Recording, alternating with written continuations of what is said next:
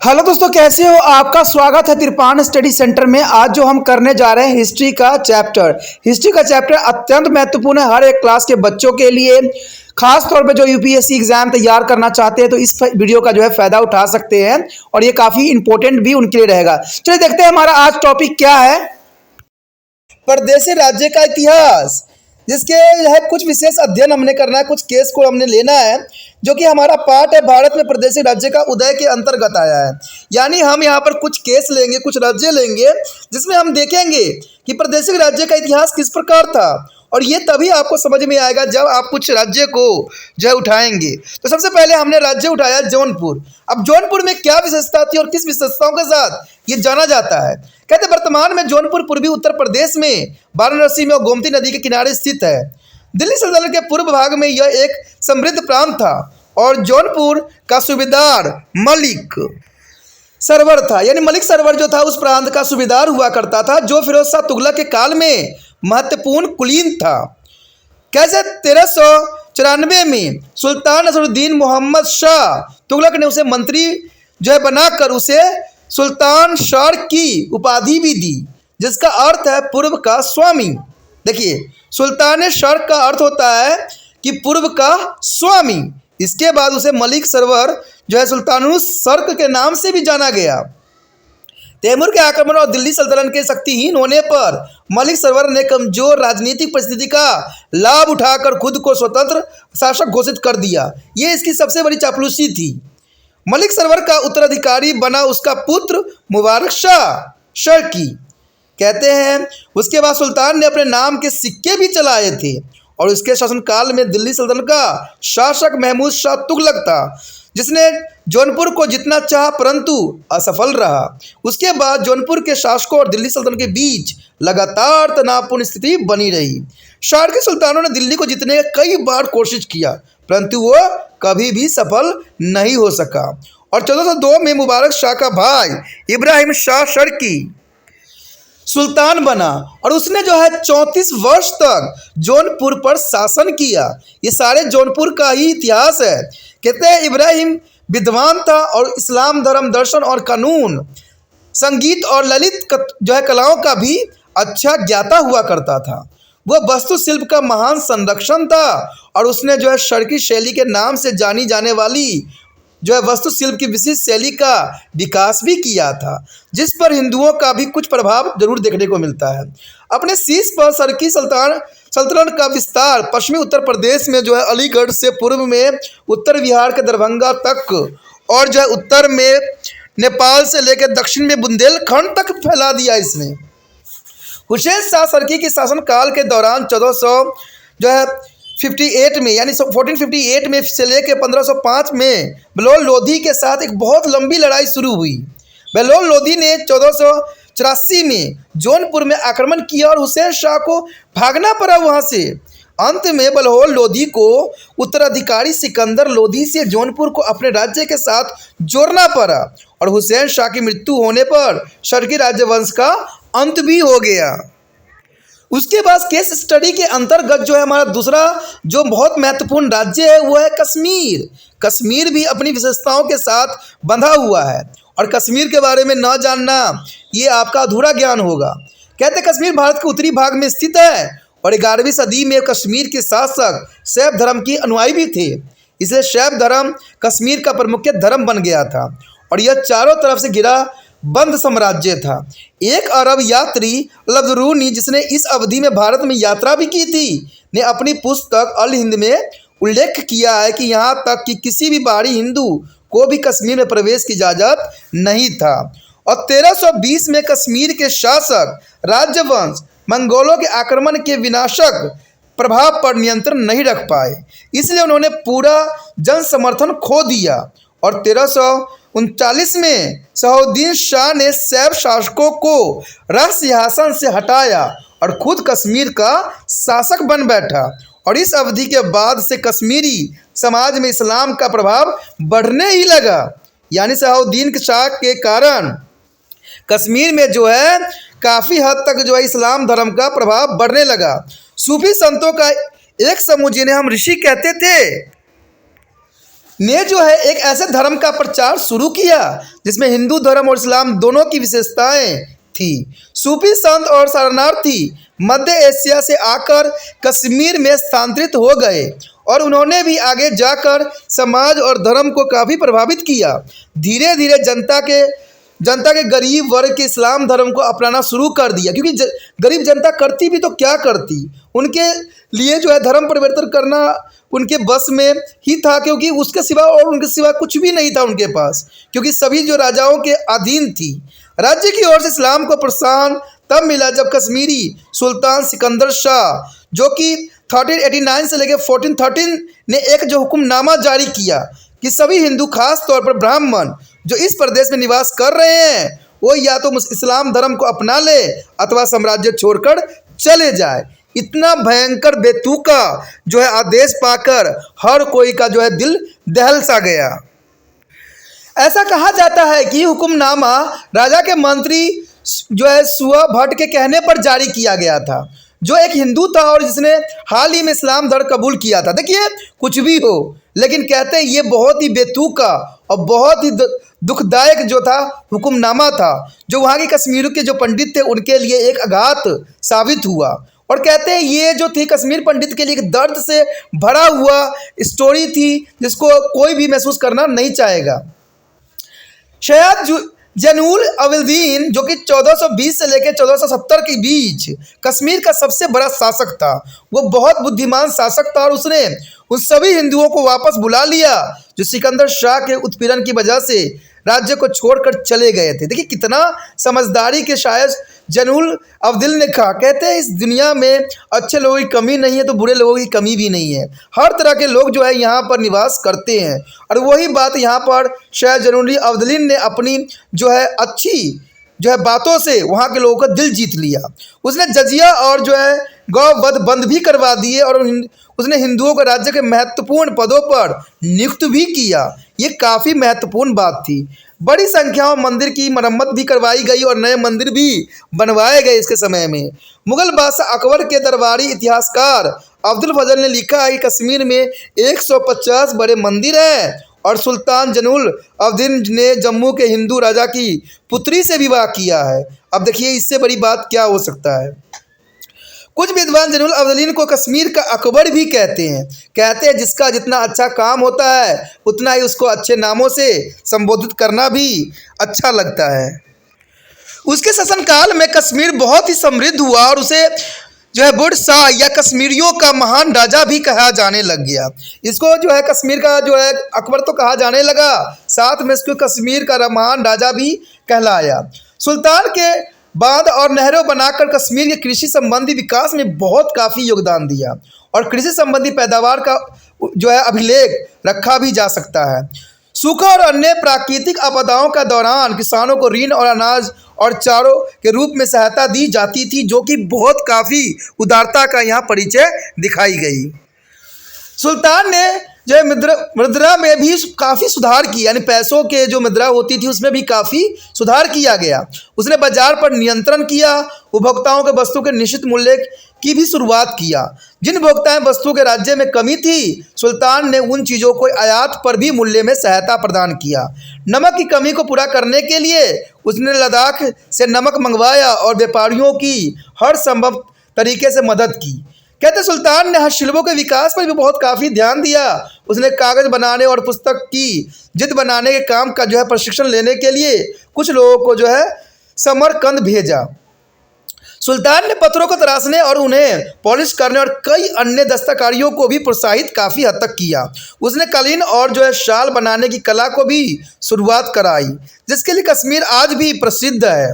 सुल्तान ने जौनगिरी और जैन खेत और जौनपुर शहरों की नींव भी रखी, जो कि काफ़ी इंपॉर्टेंट नगर थी। जौनगिर, जौनखेत और जौनपुर, ठीक है। उस झील पर भी एक टापू बसाया जिसे आज भी देखा जा सकता है। उसका सबसे प्रमुख यांत्रिक सफलता बुलर झील पर जो है जयान लंका नाम से एक कृत्रिम टापू बनाया गया, जिस पर उसने अपना महल और एक मस्जिद भी बनवाई, जो कि काफ़ी जो है तकनीक का एक उदाहरण माना जा सकता है। वह फारसी संस्कृति, तिब्बत और अरबी भाषा का बहुत बड़ा विद्वान था और उसने संस्कृति और फारसी विद्वानों को संरक्षण भी प्रदान किया। उसके संरक्षण में महाभारत और कलहन की राजतरंगिणी का फारसी में अनुवाद हुआ और बहुत सी फारसी और अरबी रचनाओं को इसने हिंदी में अनुवाद भी हुआ। वह खुद भी एक कवि था और उसने कुतुब के नाम से अनेक कविताएं भी लिखी। उसके बाद कश्मीर के सिंहासन पर शक्तिहीन शासकों का राजा हुआ, जिसे भ्रम पैदा हुआ। इस स्थिति का फायदा उठाकर बाबर के रिश्तेदार ने कश्मीर पर कब्जा कर लिया और कहते हैं 1586 में अकबर ने कश्मीर पर जीत हासिल की और इसे जो है मुगल साम्राज्य का हिस्सा बना दिया। यदि हम स्टडी के अंतर्गत बंगाल को ले तो बंगाल कहते हैं बहुत दूर होने के कारण बहुत ही फेमस भी था और बंगाल का अपना एक विशेष महत्व है। यहाँ पर हम बंगाल की जो है राजाओं के बारे में जानेंगे, किस प्रकार बंगाल ने जो है राजाओं को झेला और किस प्रकार जो है बंगाल उजड़ी भी तो बसी भी। तो बंगाल के बारे में जानने के लिए आप मेरे साथ बने रहें। तो देखिए बंगाल क्या है। बंगाल एक राज्य है। बंगाल 18वीं सदी में पालो और 12वीं सदी में सेनों के अधीन एक बहुत ही महत्वपूर्ण प्रदेशी साम्राज्य था। बंगाल दिल्ली सल्तनत का सुदूर जो पूर्वी प्रांत था और अत्यधिक दूर था। कहते सहनीय वातावरण और परिवर्तन के संचार के कम साधनों की वजह से दिल्ली सल्तनत का इस प्रदेश पर नियंत्रण रख पाना बहुत कठिन था, क्योंकि बहुत काफ़ी दूर भी थी और यहाँ पर जो है वातावरण भी बहुत चेंजेस थी। गियाउद्दीन तुगलक ने बंगाल को जो है लखनौटिस, सतगंगा और सेनानगर गांव के 3 स्वतंत्र शासकीय क्षेत्र में बांटकर इस समस्या का समाधान भी करना चाहा, परंतु इस समस्या का समाधान नहीं हो सका और अंत में बंगाल 14वीं सदी में एक स्वतंत्र प्रादेशिक राज्य बनकर उभरा। 1342 में एक कुलीन हाजी कहते इलियास खान ने बंगाल को संगठित भी करने की कोशिश किया और सयाउद्दीन इस्लाह शाह की उपाधि हासिल करके वहाँ का एक शासक भी बना और उसने इस जो है इलियास शाह राजवंश की नींव भी रखी। उसने बंगाल को अपने हाथ जो है जोड़ने की कोशिश की और उड़ीसा और जो है तिरहुट पर धावा भी बोला और उसने जो है नजराना देने के लिए मजबूर भी किया गया और इस प्रकार जो है विस्तारों ने दिल्ली सल्तनत के शासकों को सतर्क कर दिया, जिन्होंने बंगाल को जीतने के लिए अनेक बार कोशिश भी की परंतु सफल नहीं हो सकी। इस्लाह शाह राजवंश के महत्वपूर्ण शासकों में एक था और गियाउद्दीन आजम वह जो है विद्वान व्यक्ति था और उसने फारसी साहित्य को प्रोत्साहित भी किया। वह लोगों को स्वतंत्र और सही न्याय देने के लिए प्रसिद्ध था। कहा जाता है कि एक बार उसने दुर्घटनावश एक विधवा के पुत्र की हत्या कर दी। विधवा ने काजी के पास इसकी शिकायत दर्ज करा दी, जिसने शासक को न्याय में बुलाया। जब इस मामले का निर्णय हुआ तो आजम ने काजी से कहा कि अगर उसने अपने कर्तव्य का ईमानदारी से पालन नहीं किया होता तो उसे मार दिया होता। आजम के चीन के साथ बहुत मधुर संबंध थे। बंगाल और चीन के बीच बहुत समृद्ध व्यापारिक संबंध भी थे। चटगांव और बंदरगाह वस्तु विनिमय का एक बहुत ही महत्वपूर्ण केंद्र उस समय माना जाता था और चीन के बंदरगाह की मांग पर आजम ने बंगाल को जो है बौद्ध भिक्षुक भी वहाँ भेजे गए थे। पांडुआ और गोंड बंगाल की राजधानी थी उस समय। कहते 1538 में शेरशाह सूरी ने बंगाल को अपने राज्य में मिला जरूर लिया था और 1586 में अकबर ने बंगाल को जीत लिया और इसे एक सूबा बना दिया। फारसी प्रशासन की भाषा भी परंतु बंगाल प्रादेशिक भाषा के रूप में विकसित हुई। बंगाल पर मुगलों का नियंत्रण स्थापित होने के साथ साथ बंगाल के दक्षिण पूर्वी इलाके के वन क्षेत्र में भारी संख्या मछुआरों और किसानों के स्थानीय समुदायों की भारी संख्या में आबादी बढ़ी। मुगलों ने ढाका में पूर्वी डेल्टा के बीचों बीच अपनी राजधानी स्थापित भी किया। सरकारी कर्मचारी और अधिकारियों के अनुदान में भूमि भी दी गई और वो यही बस गए। कहते अलाउद्दीन हुसैन शाह जो कि 1439 से लेकर 1519 तक बंगाल एक अन्य महत्वपूर्ण शासक था। वो बहुत ही कुशल शासक था और उसने हिंदुओं को ऊंचे प्रशासनिक पदों पर नियुक्त भी किया और कहा जाता है कि उसने वैष्णव संप्रदाय के चैतन्य को भी बहुत सम्मान दिया। सिकंदर लोधी के साथ उसकी लड़ाई हो गई और उसके बाद उसके साथ शांति की समझौता करना पड़ा। उसके पश्चात हमारे समक्ष बहुत ही महत्वपूर्ण टॉपिक है, देखते हैं क्या है। गुजरात। देखिए गुजरात बहुत ही महत्वपूर्ण आता है। कहते हैं गुजरात जो है काफ़ी उस समय फेमस थी और गुजरात की अपनी एक विशेषता थी। कहते हैं गुजरात कि अगर हम स्टडी करें, उसके केस स्टडी के अंतर्गत लें तो गुजरात से हमें बहुत कुछ जानने को मिलेगा। यह एक बहुत ही उपजाऊ और समृद्ध प्रांत था और यहाँ पर बहुत ही विकसित बंदरगाह थे और यह अपने हस्तशिल्पों के लिए ही बहुत काफ़ी प्रसिद्ध थे, यानी हस्तशिल्पों के लिए गुजरात जो था काफ़ी फेमस था। अलाउद्दीन खिलजी पहला ऐसा सुल्तान था जिसने इसे दिल्ली सल्तनत के साथ जोड़ा और तब से यह सल्तनत के तुर्की सूबेदारों के अधीन रहा। कहते 1407 में तैमूर के आक्रमण के बाद जाफर खान, जो कि उस समय वहाँ का सूबेदार था, स्वतंत्र शासक बन गया और कुछ समय के बाद उसने जो है मुजफ्फर शाह की उपाधि स्वीकार कर ली। जाफर खान के पिता राजपूत थे और जिसने अपनी बहन का विवाह फिरोज शाह तुगलक से कराया था। अहमद शाह, जो कि 1411 से लेकर 1441 में गुजरात के प्रमुख शासकों में से एक माना जाता है, उसने अहमदाबाद शहर की नींव रखी और 1413 ईस्वी में राजधानी भी बनाया। उसने जामा मस्जिद और 3 दरबार जैसे खूबसूरत भवन भी बनवाए और उद्यान, महलों और बाजारों का जो है सौंदर्यीकरण करवाया। अहमद शाह गुजरात के जैन वास्तुशिल्प से बहुत काफ़ी प्रभावित था और वह एक बहुत ही कुशल प्रशासक भी था और उसने गुजरात के प्रादेशिक राज्यों को संगठित भी किया। उसने झालावाड़, बूंदी और जो दुर्गापुर के राजपूतों प्रदेशों को पराजित भी किया। उसे एक कट्टर मुस्लिम माना जाता था जिसने हिंदुओं पर जायजा लगाया और उसके हिंदुओं का विनाश भी बहुत ही किया। उसके साथ ही उसने हिंदुओं को महत्वपूर्ण प्रशासनिक पदों पर नियुक्त भी किया।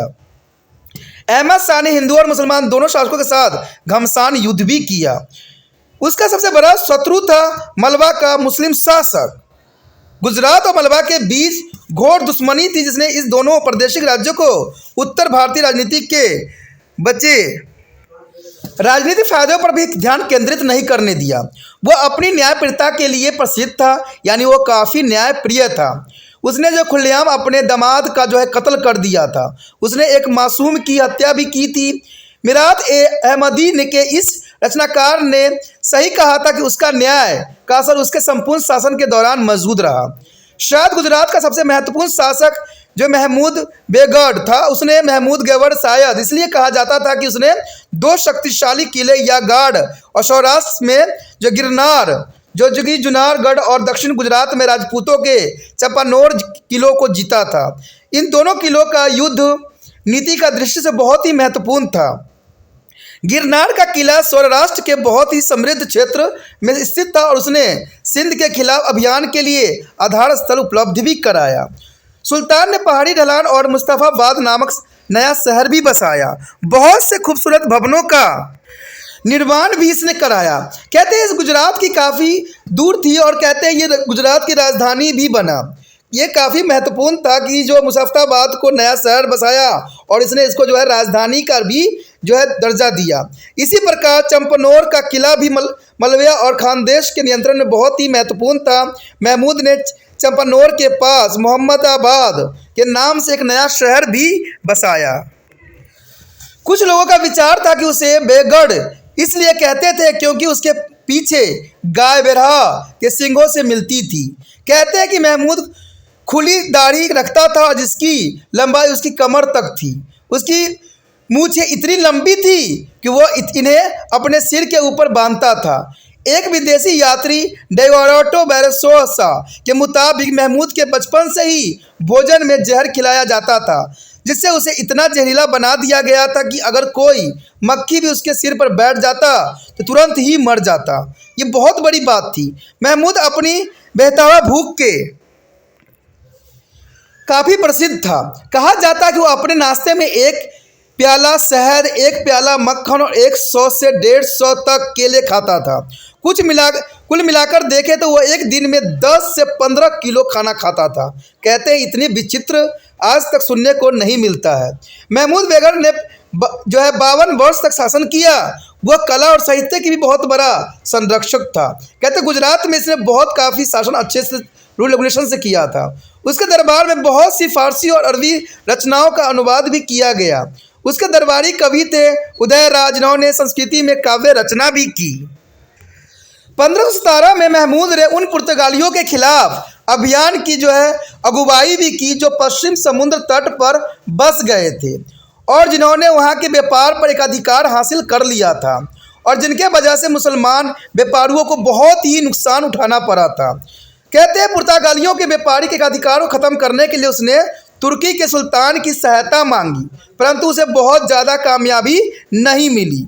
अंत में उसे पुर्तगालियों को जो है कारखाना बनाने के लिए द्वीप में जगह देनी पड़ी और 1511 में उसकी मृत्यु हो गई।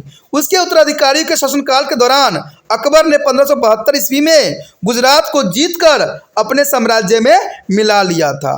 तो ये काफ़ी अच्छी इंपॉर्टेंट केस स्टडी थी, जिसके विषय में हर एक राज्य के विषय में हमने जाना और समझने की कोशिश किया। तो ये काफ़ी महत्वपूर्ण थी।